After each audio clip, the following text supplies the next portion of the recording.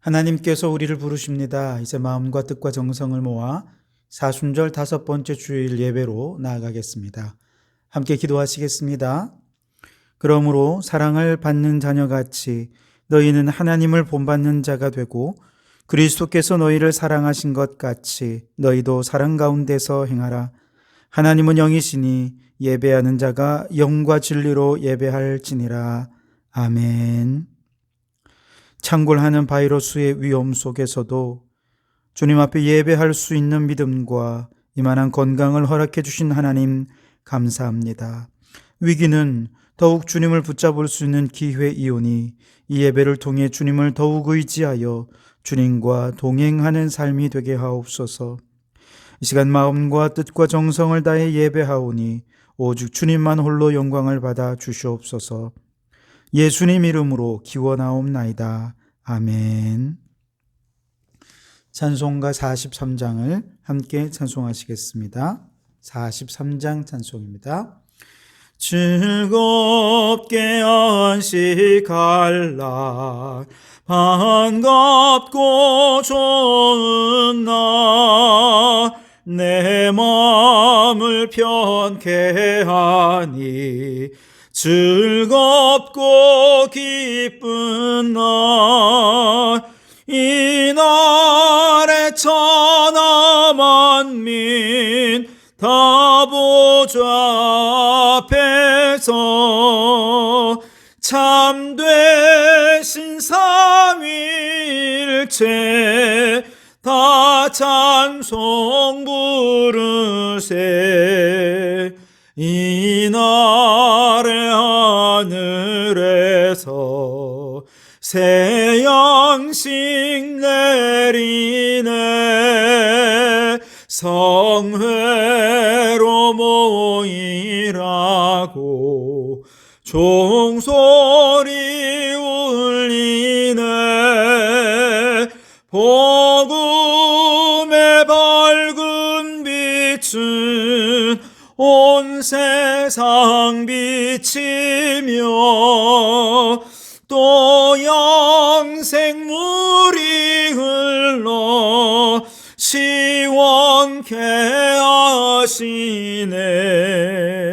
이 주일 지킴으로 새 은혜 입어서 영원히 쉬는 곳에 다 올라갑시다. 성부께 찬미하고 성자와 또 성령 참되신 삼위일체 다 찬송 부르세. 아멘. 성시교독은 교독문 128번 사순절 5번째를 교독하겠습니다. 교독문 128번입니다. 나의 영혼이 잠잠히 하나님만 바라며 나의 구원이 그에게서 나오는도다. 오직 그만이 나의 반석이시요 나의 구원이시요 나의 요새이시니 내가 크게 흔들리지 아니하리로다. 넘어지는 담과 흔들리는 울타리 같이 사람을 죽이려고 너희가 일제히 공격하기를 언제까지 하려느냐. 그들이 그를 그의 높은 자리에서 떨어뜨리기만 꾀하고 거짓을 즐겨하니 입으로는 축복이요 속으로는 저주로다. 나의 영혼아 잠잠히 하나님만 바라라. 무릇 나의 소망이 그로부터 나오는도다. 오직 그만이 나의 반석이시요 나의 구원이시요 나의 요새이시니 내가 흔들리지 아니하리로다. 나의 구원과 영광이 하나님께 있으며 내 힘의 반석과 피난처도 하나님께 있도다. 백성들아 시시로 그를 의지하고 그의 앞에 마음을 토하라. 하나님은 우리의 피난처시로다. 아멘. 이 시간 지난 한 주간 우리의 죄를 고백하며 참회의 기도를 드리겠습니다. 기도하겠습니다. 인간의 탐욕과 욕망을 책망하시다가도 또 죄인들을 향해서는 끊임없이 사랑으로 돌이키도록 기회를 주시고 도움을 주시는 하나님, 이 죄인이 그 사랑에 의지하여 주님께 기도합니다. 인간의 관계를 통해 바이러스가 전염되듯 죄악을 전염시키고 죄악에 감염되었음에도 깨닫지 못한 채 죄악된 말을 하고 죄악된 행동을 하고 죄인들의 길로 행하였던 우리의 죄를 용서하여 주시옵소서. 주님은 우리에게 음행과 더러운 것과 탐욕은 이름조차 부르지 말라 하셨건만 우리는 탐욕을 따라 하나님보다 돈과 명예와 권력과 성공에 눈멀어 살아왔음을 고백하오니 용서하여 주시옵소서. 주님은 빛의 자녀들처럼 행하라 하셨지만 오히려 어두운 세상과 짝하며 어둠 속을 헤매었던 지난날 우리의 모든 죄악을 이 시간 주님의 보혈로 깨끗이 씻어 주시옵소서. 여기 우리를 용서하신 주님의 용서의 말씀이 있습니다. 여호와께서 말씀하시되 오라 우리가 서로 변론하자. 너희 죄가 주홍 같을지라도 눈과 같이 희어질 것이요 진홍같이 붉을지라도 양털같이 되리라. 아멘. 나는 전능하신 아버지 하나님 천지의 창조주를 믿습니다. 나는 그의 유일하신 아들 우리 주 예수 그리스도를 믿습니다. 그는 성령으로 잉태되어 동정녀 마리아에게서 나시고 본디오 빌라도에게 고난을 받아 십자가에 못 박혀 죽으시고 장사된 지 사흘 만에 죽은 자 가운데서 다시 살아나셨으며 하늘에 오르시어 전능하신 아버지 하나님 우편에 앉아 계시다가 거기로부터 살아있는 자와 죽은 자를 심판하러 오십니다. 나는 성령을 믿으며 거룩한 공교회와 성도의 교제와 죄를 용서받는 것과 몸의 부활과 영생을 믿습니다. 아멘. 찬송가 423장 함께 찬송하겠습니다. 423장 찬송입니다. 먹보다 더 검은 죄로 물든 마음이 흰눈보다 더 희게 깨끗하게 씻겼네. 주의 보혈 흐르는데 믿고 뛰어나가 주의 은혜 내가 입어 깨끗하게 되었네.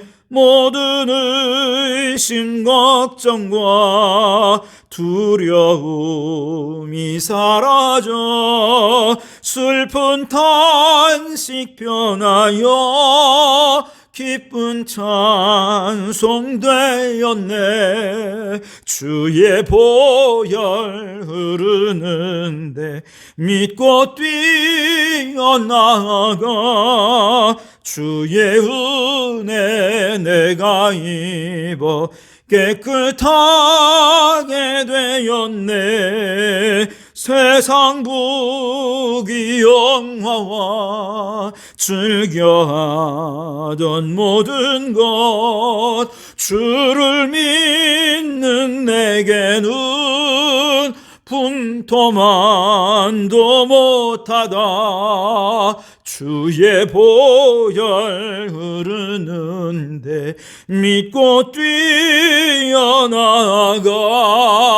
주의 은혜 내가 입어 깨끗하게 되었네. 나의 모든 보배는 저 천국에 쌓였네. 나의 평생 자랑은 주의 십자가로다. 주의 보혈 흐르는데 믿고 뛰어나가 주의 은혜 내가 입어 깨끗하게 되었네.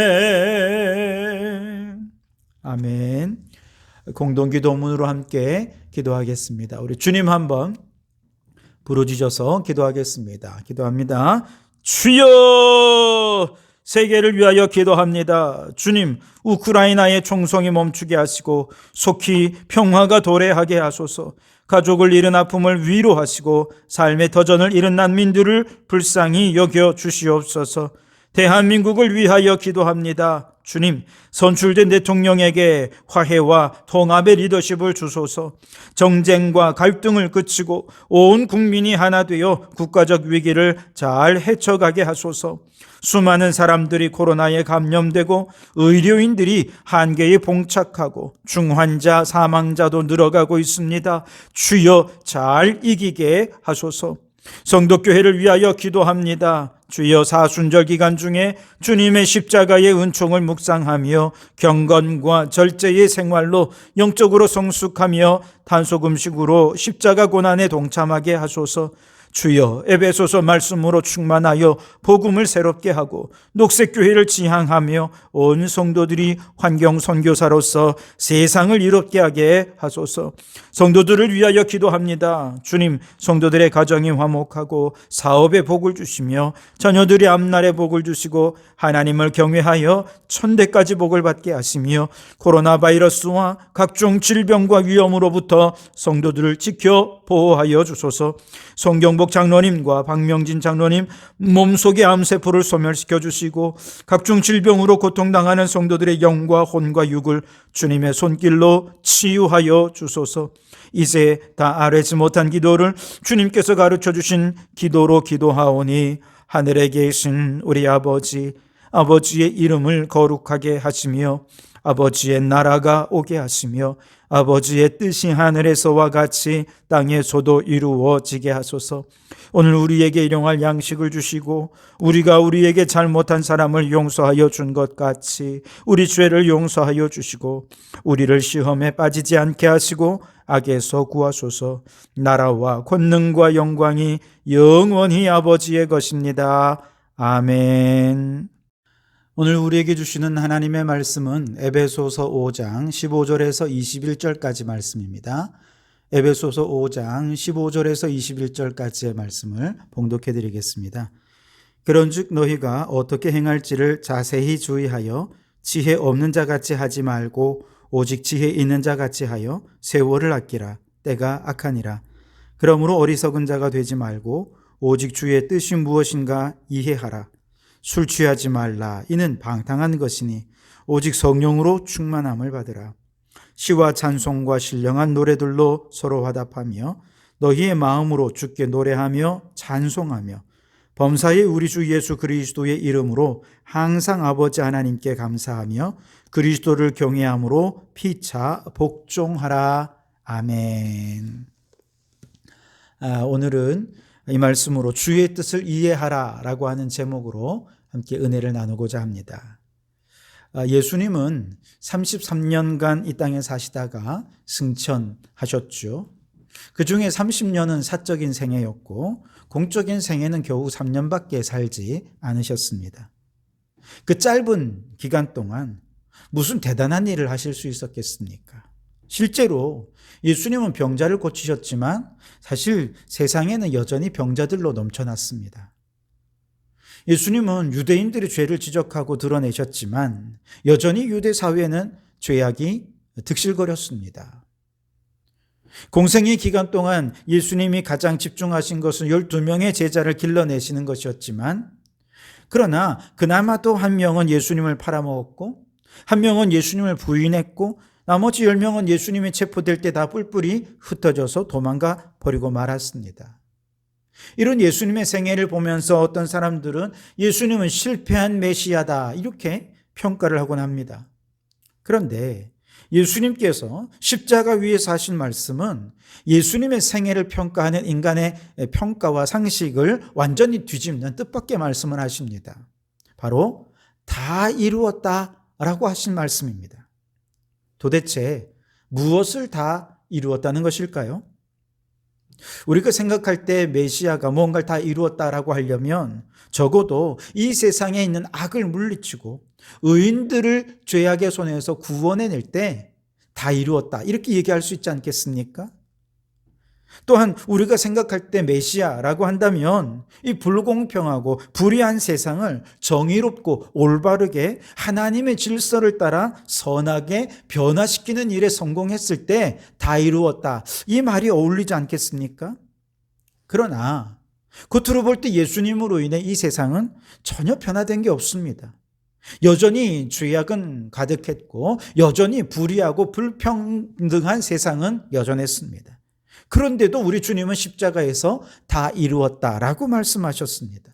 그 이유는 뭘까요? 그것은 바로 우리 예수님께서 성부 하나님께서 예수님을 이 땅에 파송하실 때 명령하시고 부탁하시고 뜻하신 모든 일들을 다 이루었기 때문에 예수님은 다 이루었다라고 말씀하신 것이죠. 즉 예수님은 하나님의 뜻을 이루기 위해 이 땅에 오셨다는 거예요. 예수님은 이 세상을 변화시키기 위해 오신 분이 아니라 하나님의 뜻을 이루기 위해 오셨기에 다 이루었다라고 말씀하신 것이죠. 구약 성경의 아브라함도요, 그가 175세를 살았습니다.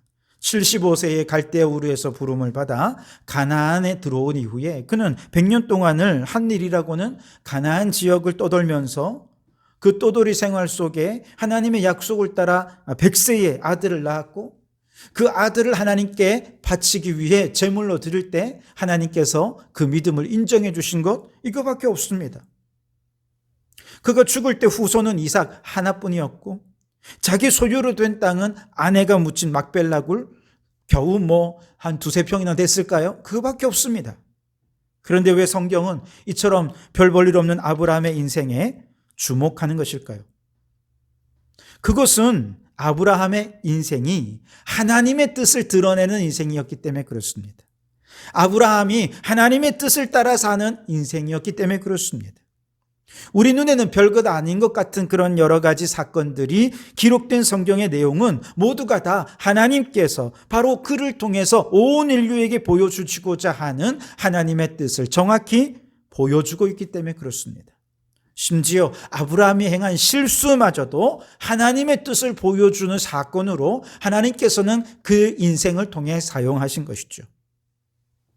아브라함은 그래서 하나님의 뜻을 이루기 위해 이 땅에 살다 간 사람이었습니다. 호랑이는 죽어 가죽을 남기고 사람은 죽어 이름을 남긴다고 하지요.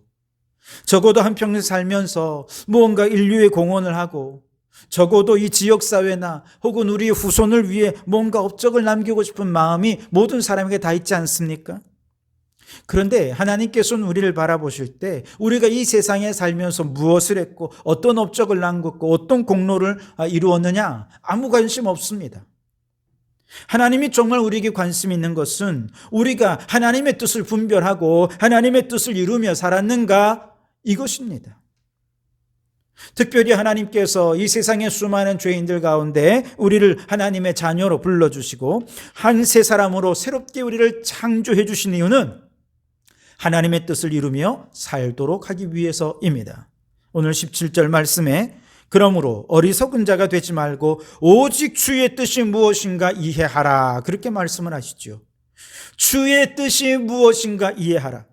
이것이 하나님께서 우리를 이 세상에 보내신 이유고 이 세상의 많은 죄들 가운데 우리를 한 새 사람으로 창조하신 이유라는 것이죠. 그러므로 우리는 이 세상에 너무 바쁘게 살아서는 안 돼요. 왜냐하면 너무 바쁘게 세상 일에 파묻혀 살다 보면 하나님의 뜻을 분별하지 못하기 때문에 그렇습니다. 잠언 30장 아굴의 기도가 오늘 우리의 매일매일의 기도가 되었으면 좋겠습니다. 그는 이렇게 기도하죠. 나를 가난하게도 마옵시고 부하게도 마옵시고 오직 필요한 양식으로 나를 먹이시옵소서. 혹 내가 배불러서 하나님을 모른다 여호와가 누구냐 할까 하오며 혹 내가 가난하여 도둑질하고 내 하나님의 이름을 욕되게 할까 두려워함이니이다. 너무 가난해도 혹은 너무 부요해도 하나님께로부터 멀어질 수 있으니 필요한 만큼만 먹여주십시오. 필요한 만큼의 부여만 주십시오라고 하는 기도입니다. 여러분 오늘 이 기도를 우리에게 다양하게 적용해 볼 수 있겠죠? 너무 건강해도 너무 병약해도 우리는 하나님의 뜻대로 살지 못할 수 있습니다. 그러니 하나님을 의지해서 하나님의 뜻을 감당할 수 있을 만큼의 건강 내게 주십시오. 여러분 기도하시길 바랍니다. 우리가 가족들 사랑하는 거 좋지만 가족들을 너무 사랑해도 또 가족들과 너무 사이가 안 좋아도 하나님의 뜻을 이룰 수 없기에 우리는 온 가족들과 함께 하나님께 예배하며 하나님의 뜻을 이루는 가정이 될 수 있도록 그만큼 가족들을 사랑하게 해달라고 우리 기도해야 되겠습니다. 그 이상으로 가족들을 사랑한다면 그건 우상 숭배가 되는 것이죠. 때로는 너무 똑똑해도 아니면 너무 무지해도 하나님의 뜻을 분별할 수 없기에 우리는 하나님의 뜻을 분별할 수 있을 만큼 지혜로운 자가 되게 해달라고 기도해야 할 것입니다. 그래서 오늘 15절에 그런즉 너희가 어떻게 행할지를 자세히 주의하여 지혜 없는 자 같이 하지 말고 오직 지혜 있는 자 같이 하여 라고 말씀을 하시죠. 그러니 여러분, 우리는 오늘 이 세상에 살면서 주의 뜻을 이해할 만큼 하나님 주시는 지혜와 하나님 주시는 능력으로 살아가는 우리가 되어서 주님의 뜻대로 살아가는 우리가 되어야 할 줄 믿습니다. 자, 그런데 오늘 본문 말씀에서 17절에 주의 뜻이 무엇인가 이해하라 그렇게 말씀을 하시잖아요. 이 이해하라라고 하는 말씀을 여러분 주목하십시오. 로마서 12장 2절 말씀에 보면 하나님의 선하시고 기뻐하시고 온전하신 뜻이 무엇인지 분별하도록 하라 그렇게 말씀을 하셨거든요.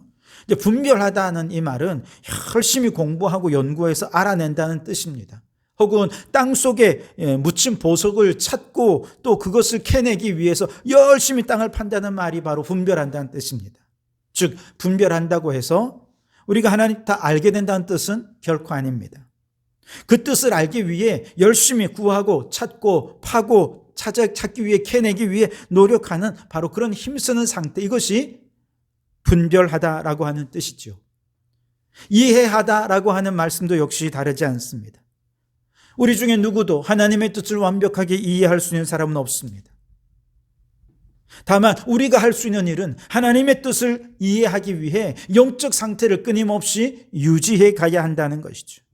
즉 주의 뜻을 알기 위해 열심히 공부하고 열심히 또 하나님의 말씀을 묵상하고 땅 속에 묻힌 보석을 파내기 위해 열심히 노력하는 것처럼 우리가 하나님의 뜻을 이해하기 위해 힘쓰고 구하고 찾고 두드리는 그런 영적 상태를 끊임없이 유지하라, 이것이 바로 이해하라라고 하는 말씀의 의미인 것이죠. 여러분 생각해 보세요. 아브라함이 하나님의 모든 뜻을 알고 난 다음에 하나님과 동행하는 삶을 살았습니까? 만약 그랬다면 아브라함이 실수하지도 않았겠죠. 다윗이 하나님의 뜻을 완벽하게 이해했기 때문에 광야에서의 그 10년의 세월 사울에게 쫓기는 삶을 꾹 참고 인내하며 그렇게 믿음을 지키며 살 수 있었을까요? 그 속에서 사울 왕을 죽일 수 있었지만 안 죽이고 또 골리앗과 싸워 이길 것을 알았기 때문에 그가 그 싸움에 나간 것일까요? 그렇지 않습니다. 다윗은 아무것도 몰랐습니다. 다만 매 순간 하나님의 뜻을 분별할 수 있는 영적 상태를 유지하기 위해 노력했을 뿐입니다. 이처럼 우리도 하나님의 뜻을 다 알 수 있는 사람은 아무도 없습니다.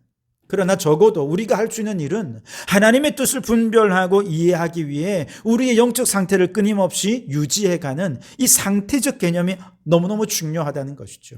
자, 그렇다면 우리가 그렇게 하나님의 뜻을 이해하려는 영적인 상태, 어떤 상태일까요? 우선 첫째는요, 깨어있는 상태라는 거예요. 깨어있는 상태. 16절 말씀에 보면 세월을 아끼라 때가 악하니라 그렇게 말씀을 하시죠. 세월을 아낀다는 것은 헬라어로 시간을 붙잡아라 라고 하는 뜻입니다. 그저 흘러가는 시간대로 내버려 두어서는 안 된다는 뜻이겠죠. 자, 그렇다면 여러분 반대로 우리가 분초까지 계산하면서 열심히 계획을 하고 시간표를 채워서 최선을 다해 부지런히 살아가며 시간을 붙잡는 것이 될까? 그렇지 않다는 것이죠. 아무리 열심히 노력한다 하더라도 하나님의 뜻이 개입할 여지를 두지 않는다면 그 사람도 시간을 붙잡지 못하는 것이 됩니다. 우리 어렸을 때 방학만 되면 동그라미를 그리고 줄을 그어서 시간표를 짜지 않습니까? 그 시간표대로 아마 방학을 보냈다면 우리는 지금보다 훨씬 더 훌륭한 사람이 되어 있을 것 같아요. 근데 아마 쉽지가 않죠. 대부분의 사람들이 애초부터 세울 수 없는 계획들을 세우고 그 계획을 실패하고 맙니다. 우리 계획이 잘못됐을 수도 있지만 아무리 계획을 잘 했다 하더라도 인생이라는 게 우리가 계획한 대로 그렇게 흘러가지 않는 것이 우리 인생이 아니겠습니까? 너무 많은 변수들이 가득 차 있습니다. 혹시라도 계획을 세우고 그 계획대로 철저히 살아간 사람들, 실력은 쌓아갈 수 있었겠지만 그런 사람들이 모든 변수를 차단하고 그 계획에 올인을 함으로써 하나님의 뜻을 분별했느냐? 그건 또 다른 문제입니다. 자기 계획에 따라 성취를 이룬 사람들은 오히려 하나님께서 그 인생에 개입할 여지를 주지 않기 때문에 자신의 뜻을 하나님의 뜻과 동일시 여기며 교만해질 수 있는 것이죠. 세월을 아끼라. 하나님 말씀은 모든 시간을 하나님을 의식하며 지금 여기 이곳에서 코람되어 내가 지금 하나님 앞에 있음을 인식하는 일에 깨어 있으라는 것이죠. 지금 오늘 이 순간 모든 영적인 감각을 총동원해서 주님이 함께 하심을 기대하리고 준비하며 영원히 깨어있는 삶을 살라고 말씀하시는 것입니다. 특별히 예수님께서는요, 이처럼 우리가 세월을 아끼며 영적으로 깨어있는 삶을 살기 위해서 반드시 주님의 재림을 기다리는 종말론적 신앙을 가져야 한다고 말씀하십니다. 마태복음 24장 말씀에 보면 여러 가지 비유로 주님 말씀하셨는데 두 사람이 밭에 있는데 밭에서 밭을 갈고 있을 때 한 사람을 데려감을 당하지만 한 사람은 버려둠을 당할 것이라 말씀하셨습니다. 또 두 여자가 열심히 맷돌을 갈고 있는데 한 사람은 데려감을 당하겠지만 한 사람은 버려둠을 당할 거라고 말씀하십니다. 그러면서 주님 말씀하세요. 깨어 있어라. 무슨 말씀입니까? 똑같이 밭을 갈고 맷돌질하는 일상적인 일을 하고 있다 하더라도 한 사람은 주님을 기다리는 깨어있는 신앙으로 살지만 다른 사람은 밭일, 맷돌질을 통해 내가 얼마나 돈을 더 벌 수 있을까? 얼마나 부자가 될까? 얼마나 풍요롭게 살 수 있을까? 어떻게 해야 또 빚을 갚을 수 있을까? 이 고민만 하면서 온통 세속적인 데 마음을 빼앗고 있기 때문에 영적으로는 잠든 상태가 되어버리고 만다는 것이죠. 이런 사람은 버림을 당할 수밖에 없다는 것입니다. 그러니 똑같이 일상의 일을 하더라도 영적으로 잠들지 말고 깨어서 주님 맞이할 준비를 하며 살아라 말씀하신 것입니다. 또한 예수님께서 다른 비유를 들어 말씀하십니다. 만일 집주인이 도둑이 어느 시각에 올 줄 알았더라면 깨어있어 그 집을 뚫지 못하게 하였으리라. 이러므로 너희도 준비하고 있으라. 생각지 않은 때에 인자가 오리라. 여러분, 세월을 아끼라 때가 악하니라 하신 이 말씀은요, 일상의 평범한 삶의 현장 속에서도 우리의 영혼만큼은 주님 오실 날을 준비하며 깨어 있으라는 것이죠. 지금도 하나님은 우리 가운데서 일하고 계시니 하나님의 뜻이 무엇인지를 분별하면서 영적인 모든 감각을 활짝 열어서 하나님 앞에서 코람데오의 삶을 살고 주님 재림을 기다리는 삶을 살면서 영적인 감각이 깨어 있어야 한다는 것입니다. 이렇게 생각하면 때가 악하다라고 할 때 이 악하다는 말은 그저 선악의 개념만은 아님을 알게 되죠. 악은 뭐냐? 영적으로 깨어있지 못한 상태, 영적으로 잠든 상태가 하나님 보실 때는 악이라는 것이죠. 우리가 사는 시대가 점점 하나님의 뜻을 분별하지 못하고 영적으로 혼란스럽고 영적으로 잠들게 만드는 시대를 살아가게 된다는 것이죠. 이렇게 모두가 다 영적으로 잠들어 있다 할지라도 우리 믿음의 사람들, 한 세 사람으로 창조된 우리 믿음의 사람들은 영적으로 깨어서 하나님이 우리 주님 오실 그날을 기대하고 준비하고 기다리는 자들이 되라는 것이죠. 그럴 때 그 깨어있는 상태에 있을 때 주님은 그를 도구로 하셔서 주님의 뜻을 이루게 되는 것이죠. 그러니 여러분, 이 종말의 때에 주여 어서 오십시오 라고 하는 이 마라나타의 신앙으로, 종말론적 신앙으로, 또 코람데오의 신앙으로 우리의 영혼이 깨어서 세월을 아끼면서 시간을 붙잡아서 주님의 뜻대로 살아가는 주님의 도구가 다 될 수 있기를 주님의 이름으로 축원합니다. 두 번째로 하나님의 뜻을 분별하는 상태는 어떤 상태냐? 바로 성령 충만한 상태라, 그렇게 얘기할 수 있겠습니다. 18절 말씀해 보시면 술 취하지 말라. 이는 방탕한 것이니 오직 성령으로 충만함을 받으라. 그렇게 말씀을 하십니다. 술 취하지 말라 하는 이 말씀은 단지 술에 국한된 얘기가 아니라는 걸 너무 잘 알고 있죠. 술이 우리의 의지와 감성과 생각들을 모두 다 지배하게 되면 내가 주인 되지 않고 그만 우리의 몸은 휘청거리고 걸어갈 수밖에 없죠. 마찬가지로 우리의 생각, 우리의 의지, 우리의 감정을 성령님이 아닌 다른 것이 지배하지 못하도록 하라는 것이죠. 다시 말하면 성령님이 우리의 삶의 주인이요 우리의 삶의 목자로서 그분이 이끄시는 대로 살아가라. 이것이 바로 성령 충만함이라는 것입니다. 술이 우리의 생각과 의지를 지배하듯 돈이나 부요가 우리의 생각과 의지를 지배할 수 있습니다. 혹은 음란이나 성공의 욕망이 우리를 지배할 수 있습니다. 그러면 그는 돈밖에 모르는 자가 되고 음란한 자가 되고 마는 것이죠. 성공을 위해서라면 가족도 버리고 친구도 버리고 모든 관계 다 끊어버리고 그저 앞만 보고 달려가다가 상처를 주는 그런 사람들이 되어버리고 마는 것이죠. 그러나 성령님이 우리의 생각과 의지를 지배하게 되면 돈이 있으면 있는 대로, 없으면 없는 대로, 때로는 사람들로부터 박해를 받으면 받는 대로, 평안하면 평안한 대로, 그렇게 성령님이 이끄시는 대로 살아가면서 주님의 뜻을 이루며 살게 되는 것이죠. 혹 현재 누리는 쾌락이 우리의 생각과 우리의 의지를 지배해버리면 미래는 생각하지 않죠. 그냥 현재만 즐기는 욜로족이 됩니다.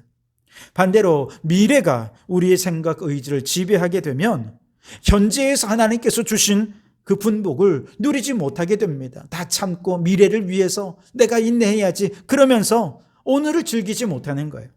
그런데 성령님께서 우리의 삶의 주인 되시면 오늘 우리에게 주신 분복도 누릴 뿐만 아니라 영적으로 깨어서 주님 오시는 그 미래의 날을 준비하며 살아갈 수 있게 되는 것이죠. 그래서 성령 충만하라, 술 취하지 말고 성령 충만하라, 이 말씀은 성령님께서 우리의 삶의 주인 되시고 목자 되셔서 이끄는 대로 순종하며 나아가라 라고 하는 의미가 있는 것이죠. 시편 23편에서 다윗은 이렇게 성령 충만한 자가 얼마나 큰 기쁨으로 살아가는지를 우리에게 얘기해 주고 있죠. 여호와는 나의 목자시니 내게 부족함이 없으리로다. 성령 충만한 삶은 부족함이 없대요.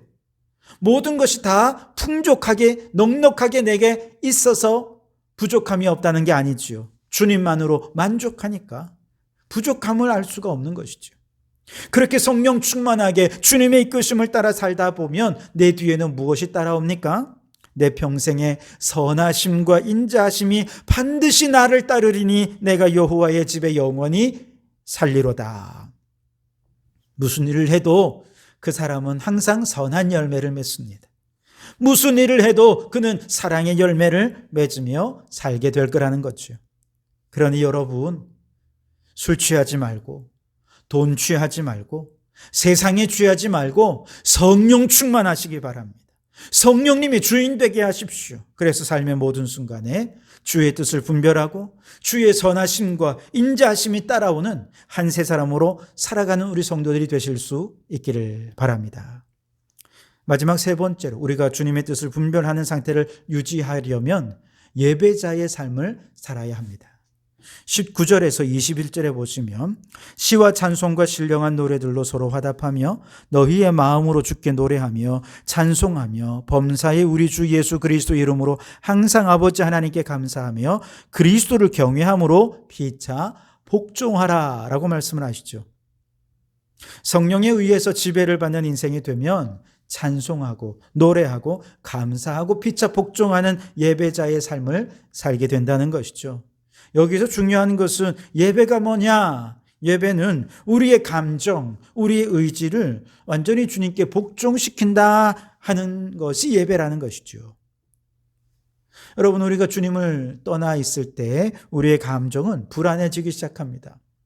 베드로가 예수님을 3번이나 모른다고 부인하고 예수님의 제자들이 예수님이 체포되는 순간 도망갈 때 그들의 마음은, 그들의 감정은 두려움에 가득 차서 그만 잘못된 판단을 하고 말았습니다. 불안한 감정은 결국 잘못된 선택을 하게 되지요. 우리나라에서 자살하는 사람들의 평균 16,000명 정도 된다고 합니다. 그러나 그 이면에 자살을 시도한 사람은 70만 명이나 된다고 해요. 즉 70만 명이나 되는 자살 시도자들 가운데 실제로 자살에 성공하는 사람 16,000명 정도 된다는 것이죠. 이렇게 여러분 자살을 시도한 사람이 이렇게 많다는 거예요. 그런데 자살을 시도하는 사람들은 모두가 두렵고 불안하고 좌절되고 낙심된 그런 감정 속에서 그만 잘못된 선택을 하게 되는 것이죠. 그렇게 자살에 실패한 사람들 나중에 인터뷰해보면 내가 그때 왜 그랬을까 후회한다는 것입니다. 그런데 두렵고 불안하고 참 어려운 환경 속에서도 하나님을 찬송하고 노래하고 감사하며 예배할 수 있다면 하나님께서 반드시 그 마음속에 하늘의 평안으로 충만히 채워주실 것입니다. 그렇게 하나님의 평안으로 살아가다 보면 주위의 환경과 상관없이 우리는 올바른 주의 뜻을 선택하며 살아갈 수 있게 되는 것이죠. 우리의 의지도 마찬가지죠. 21절 말씀에 보면 피차 복종하라 말씀하셨는데 복종하라는 말씀은 서로 존중하라는 거예요. 그리스도를 경외하며 예배할 때 성령께서 우리의 의지를 지배하셔서 감정적으로는 미워하고 감정적으로는 받아들이기 힘든 사람조차도 의지적으로 성령님께 순종해서 그를 존중하고 용납하고 사랑하게 되는 것이죠. 여러분, 예배란 이처럼 우리의 모든 감정과 의지를 성령님께 다 내어 맡겨서 그분의 뜻대로 사랑하며 살아가게 된다는 것을 의미하는 것이죠. 그럴 때 우리는 주님의 뜻을 선택하며 뜻대로 살아갈 수 있게 되는 것이죠. 그러므로 여러분, 우리는 모든 상황 속에서 우리의 감정과 의지를 주님께 맡기면서 하나님께 예배하는 우리 삶의 예배자가 될 수 있길 바랍니다. 그래서 그 예배를 통해 주님께서 주신 위로와 평안함으로 인생의 수많은 위기 속에서도 주님의 뜻을 이해하고 순종하는 그런 성도들이 될 수 있기를 바랍니다. 자, 여러분, 오늘 이 말씀을 통해 이제 우리의 영적 상태를 좀 점검해 볼 수 있기를 바랍니다. 우리의 마음, 우리의 감정, 우리의 의지가 마귀에게 짓눌려 있는 사람들은요, 인간적인 선택을 하고 뒤늦게 후회하곤 합니다.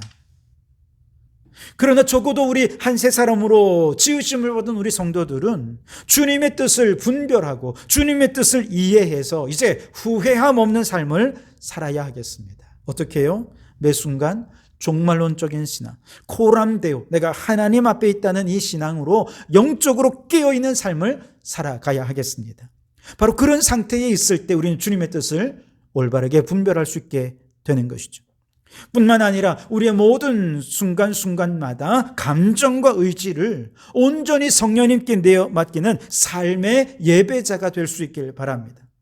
그래서 하나님께서, 성령님께서 우리의 삶의 주인 되시고 목자 되셔서 그분의 이끄심을 따라 살아가면 우리는 주님의 뜻을 이해하고 순종하며 이루는 삶을 살아가게 될 것입니다.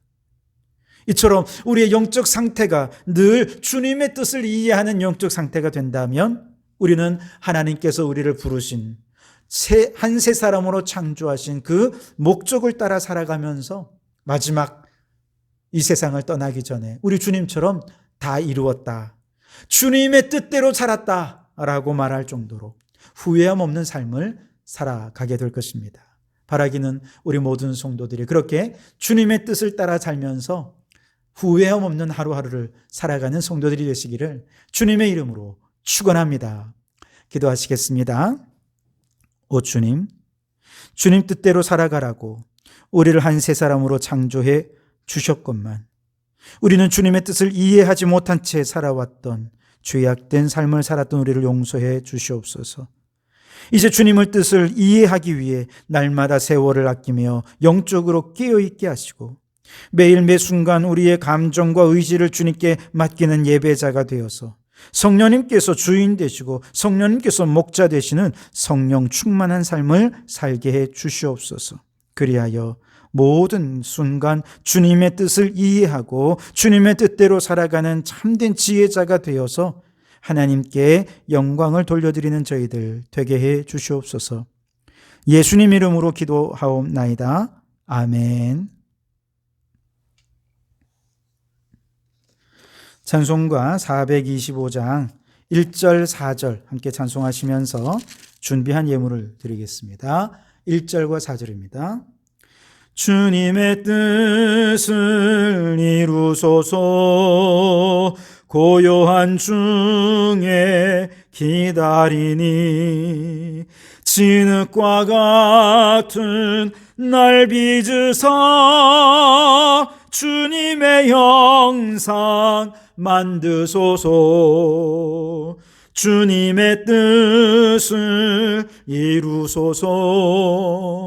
온전히 나를 주장하사 주님과 함께 동행함을 만민이 알게 하옵소서. 아멘. 기도하시겠습니다. 쉽지 않은 세상살이에 지치고 무겁게 진 세상의 짐을 가지고 오늘도 주님 앞에 나왔습니다. 내가 너희를 쉬게 하리라 하신 말씀대로 이 시간 세상에 줄 수 없고 알 수도 없는 평안과 안식으로 충만케 해 주옵소서. 코로나의 여파로 직장의 업무가 가중되고 체력의 한계를 호소하는 성도들, 그 직장 생활을 축복하시고 위로하여 주시옵소서. 삶에 지치고 생활의 어려움에 긴 한숨을 내쉬며 눈물 짓고 사는 성도들, 주여 그 가정과 물질 생활을 축복하여 주시옵소서. 저 높은 곳을 향하여 험하고 높은 길을 가는 성도들에게 필요한 은혜로 역사하시고 연약한 육신을 능력으로 강건케 해 주옵소서. 이 복된 자리에 함께 있지 못한 이들을 위하여 기도합니다. 코로나로 인해 격리된 성도들, 군대에 나가 있는 자녀들, 객지에 있는 성도들, 외국에 살며 가정과 교회를 그리워하는 이들, 믿음이 연약하여 예배를 드리지 못하는 모든 성도들에게도 동일한 은혜를 허락해 주옵소서. 오늘도 주님께 예물을 드릴 수 있도록 직장도 주시고 믿음도 주시니 감사합니다. 이 물질을 얻기 위해 지난 한 주간도 땀 흘리며 수고했던 그 모든 수고를 주님 기억해 주시고 수고의 땀방울이 보람과 행복의 땀방울이 되게 해 주시옵소서. 주님 앞에 구별하여 드리는 손길을 축복하시고 물질 속에 담긴 기도의 제목도 주님 뜻대로 응답하여 주시옵소서. 이 예물을 통해 죽은 영혼이 살아나고 하나님의 창조 질서가 회복되며 하나님의 뜻이 하늘에서와 같이 이 땅에서도 이루어지게 해 주시옵소서. 예수님 이름으로 기도하옵나이다. 아멘. 네, 우리는 지금 사순절 기간을 지나고 있습니다. 탄소 음식을 통해서 이 사순절 기간 주님의 십자가 고난에 함께 동참하는 성도들 되실 수 있기를 바랍니다. 이번 주간 우리가 온 성도들이 함께 실천할 실천 목록은 인터넷, 핸드폰, TV 1시간 사용을 줄이는 날로 우리가 실천할 수 있길 바랍니다. 다음 주일은 종료 주일이고 이어서 고난 주간이 이어지게 됩니다. 주님의 십자가 고난을 묵상하고 이 고난의 절정으로 나아가는 그 모든 시간들 여러분 영적인 성장과 주님의 은혜가 가득한 시간들이 되실 수 있기를 바랍니다. 기타 다른 광고는 주보를 참조해 주시기 바랍니다. 기후위기 대응 결의문을 함께 낭독하도록 하겠습니다. 우리는 결단합니다. 하나, 우리는 무한한 풍요의 욕망에서 벗어나 경건과 절제에 근거한 개혁적 삶을 살겠습니다. 하나, 우리는 과도한 소유의 탐욕에서 벗어나 생태 영성에 근거한 청지기적 삶을 살겠습니다. 하나, 우리는 과탄소 경제 시스템에서 벗어나 탈탄소 전환에 근거한 선지자적 삶을 살겠습니다. 하나, 우리 교회는 예배, 교육, 봉사, 교제, 선교 등 모든 영역에서 기후위기 대응 행동을 실천하겠습니다. 사랑의 하나님, 생명의 예수님, 피조물의 신음소리를 들으시는 성령님, 우리에게 긍휼을 베푸소서. 우리를 새롭게 하소서. 아멘. 찬송하겠습니다. 주와 같이 길 가는 것 즐거운 일 아닌가. 우리 주님 걸어가신 발자취를 밟겠네. 한 걸음 한 걸음 주 예수와 함께 날마다 우리 걸어가리. 기도하겠습니다. 이제는 우리 주 예수 그리스도의 은혜와 아버지 하나님의 극진하신 사랑하심과 성령님의 감동, 감화, 충만 역사 교제하심이 세월을 아끼며 영적으로 깨어있는 신앙과 감정과 의지를 온전히 성령님께 맡기는 성령 충만한 예배자가 되어 주의 뜻을 이해하며 주 뜻대로 살기를 소원하고 결단하는 모든 성도들 머리머리 위에, 그 가정과 일터 위에, 우리에게 허락해 주신 이 장원도성과 나라와 민족 위에 지금부터 영원토록 함께 하옵시기를 간절히 축원하옵나이다. 아멘.